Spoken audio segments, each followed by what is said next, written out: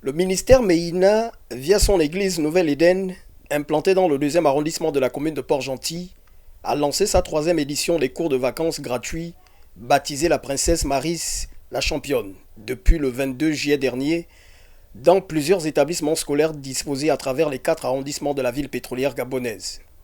Il s'agit ici d'abord d'amener la jeunesse gabonaise à croire en Christ, en Dieu. La Bible déclare que Christ est le chemin, la vérité et la vie.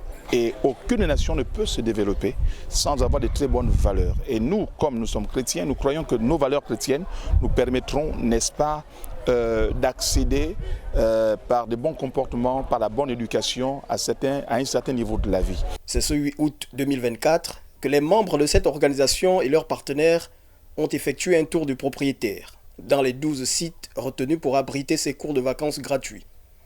Une visite d'inspection marquée par quelques observations.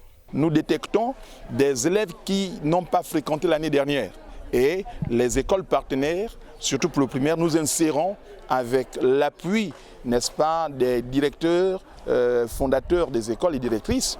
Il y a des élèves tels que dans les 5e années qui ont un problème de lecture.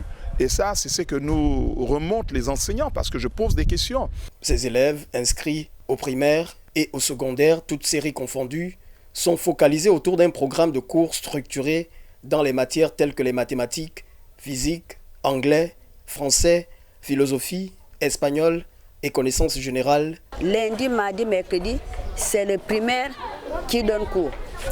Et jeudi, vendredi, samedi, ce sont les secondaires qui viennent. Je suis vraiment très contente de ça. Parce que ça vient vraiment réveiller les consciences de beaucoup d'élèves.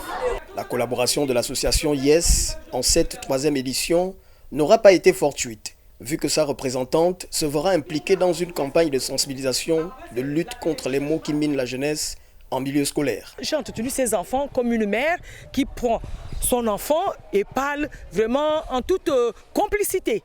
Vraiment, vu les questions aussi qui m'ont été posées, c'est qu'ils ont été attentifs au sujet que nous avons abordé ensemble.